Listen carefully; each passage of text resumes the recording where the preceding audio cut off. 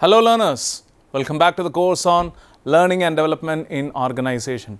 We move to another session of Learning and Development, and today I'd like to bring out one of the most successful teaching aspects in B School or management departments generally, and that is case studies.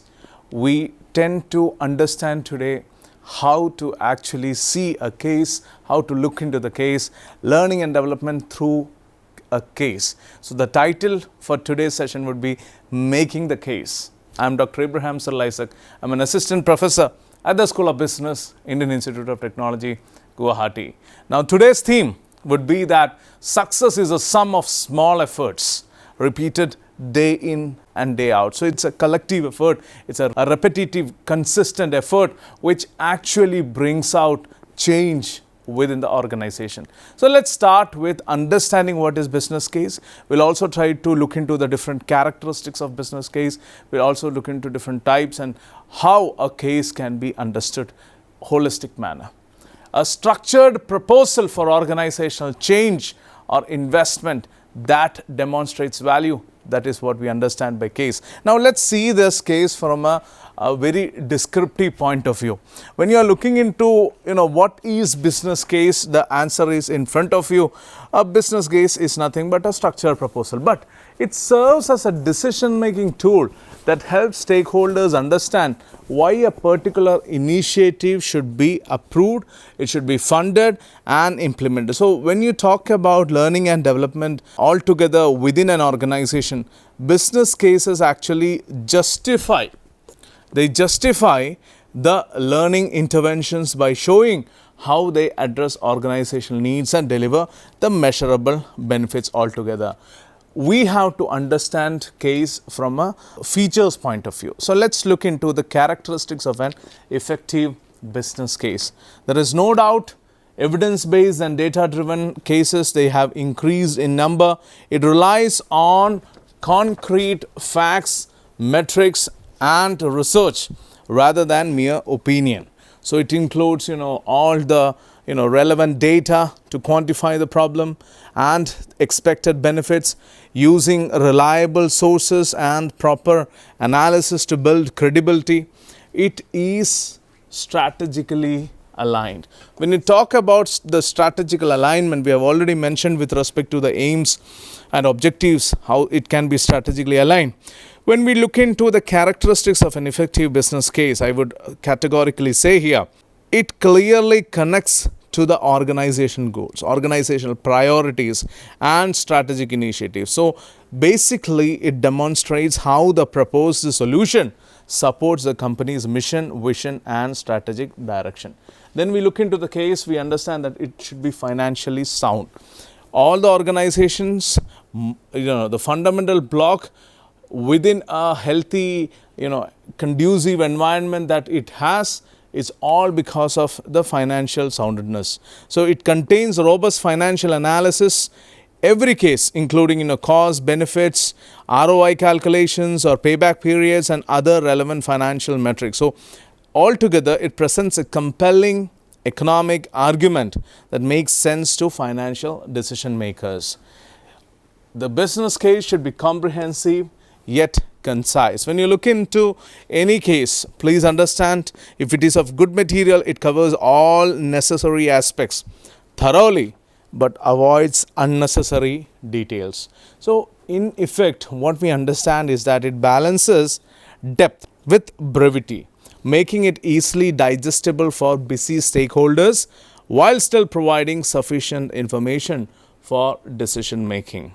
It also has a solution orientation. So solution oriented with alternatives is what every single case should be. It presents a clear recommended solution while typically acknowledging and analyzing alternative approaches. So that should be the way for most of the cases that come across you. It shows that multiple options were considered, strengthening the case for the recommended path. Another significant characteristic of an effective business case is being risk aware. Honestly, it addresses potential obstacles, challenges and risks. So it includes thoughtful mitigation strategies rather than ignoring or downplaying potential problems. So, it demonstrates thorough and meticulous planning. Another significant characteristic of an effective business case would be that it is always outcome focused. It centers on measurable results and defines clear success metrics. It articulates specifically how success will be evaluated and reported, creating accountability and setting expectations for performance. Now, let's look into the key components of an effective business case. Most of the business cases, they have an executive summary. When we talk about any project report or any thesis or any such dissertation reports, we see that there is an abstract or there is an executive summary. So, this executive summary is a concise overview that should immediately grab attention by clearly stating certain things. 1, it could be the problem or opportunity being addressed. 2, the proposed solution in brief. 3, the primary benefits and value proposition. 4, the resources required and time frame. And 5, the key recommendations. So, the executive summary should be compelling enough that even if the stakeholders read nothing, they understand the core argument that is presented in the case. This is the relevance of executive summary. So, when you are looking into executive summary, you see that executive summary is nothing but a concise overview that should immediately grab attention by clearly stating the problem or opportunity being addressed, the proposed solution in brief, the primary benefits and the value proposition as you see, the resources required and time frame, and finally the key recommendation aspects. So, the executive summary should be compelling enough that even if stakeholders read nothing else, they understand the core argument. Second important aspect or the component of an effective business case would be the current state analysis. Current state analysis.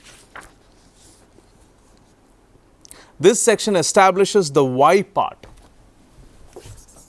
Why part of any case. Why? By diagnosing the present situation. So, it has account of the specific performance gaps or challenges. It has a quantifiable evidence of the problem, be it the metrics, be it data, business impact of the current situation, urgency of addressing the issue, root cause analysis, not just mere symptoms. So, basically we see that it has what it needs to address the why part. So, basically let us take an example to understand. Customer service response times have increased 37% over the last year, resulting in a 12% decrease in satisfaction scores and an estimated, let's say something like $450,000 in lost business. So, this is exactly a current state analysis, where the organization is standing and why is that. That is typically the entire picture of the current state analysis. Another significant aspect or component is the proposed solution and alternatives. Most of the case analysis happens because you have to come out with a solution for the problem or bring out alternatives for the existing ones. So, present your recommended approach and demonstrate that you have done your homework. So, detailed description of the proposed learning intervention should be there. How it specifically addresses the identified needs, that is very important. Alternative approaches that were considered, because we are always looking into options and alternatives. Rationale for selecting this particular solution should be clearly mentioned. Evidence supporting the effectiveness of this approach also should be clearly mentioned. The fourth component would be expected benefits. In a case, you should have typically the content where you discuss expected benefits. Clearly articulate the value that will be created. It can be the tangible benefits, something like, let's say, cost savings, or maybe the revenue increase, or even sometimes the productivity gains.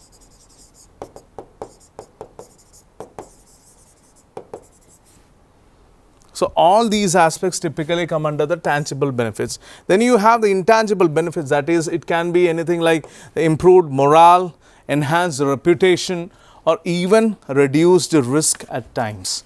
Then there are short-term versus long-term benefits. There are alignment with organizational goals and strategies, which is of prime importance within this particular component. And finally, you have some unique advantages of this approach, why you have to go by this way, or what is that you are getting a unique selling proposition out of this particular execution. Another significant component would be the resource requirement. In a case, you are definitely going to talk about the resource, because resource is always a constraint. Be transparent about what's needed for success. There can be, financial investment, like let's say the direct cost or maybe the indirect cost. All these aspects will come under the financial investment. You have the personnel requirements, which could be the internal staff, or sometimes, what are the number of external vendors. So all these data, the personal requirement would be there. Then you have the time commitments from various stakeholders. You have technology or infrastructure needs, that are materials and ongoing support requirements also, that will be sometimes listed. Then other significant components are implementation timeline and milestone. Demonstrate thoughtful planning.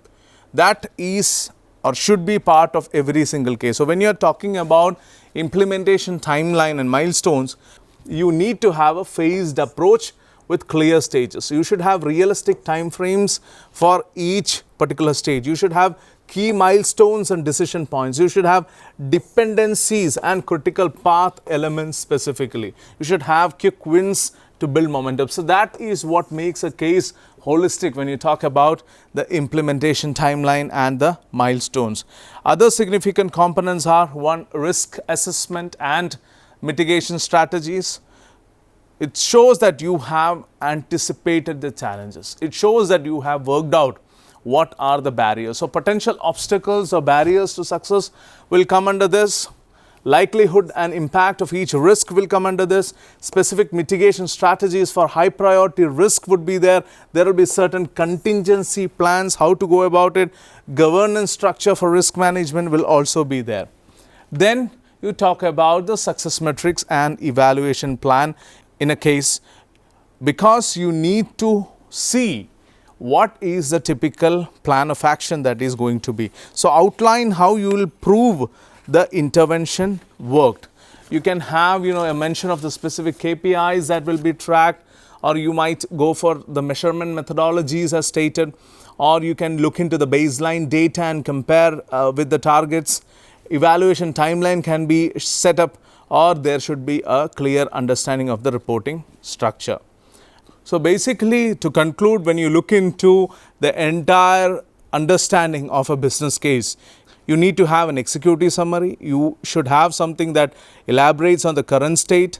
You should have a proposed solution, expected benefits, resource requirements that are there, implementation timeline should be there, risk assessment should be there, evaluation plan, and finally, what are the feedback loops that you can get through the business case will also be there. So basically, when you talk about typical approach towards learning and development, business case happens to be one significant aspect. Now, when you talk about business case, there are a lot of aspects which you generally learn, and this gives you a practical orientation. Let's say you learn some theory, you might be able to link it with your organization, but many a time case or case study mechanisms, they give a clear practical orientation. The nuances of what is exactly happening within the organization, you may get an idea of. So this is what a case is. So when you are looking into learning and development, making a case is very important, because you will get a clear idea of the what, why, when and whom, basically surrounding the entire organization. Thank you for listening to me patiently. We'll come up with more details of learning and development in the next class. Till then, take care. Bye-bye.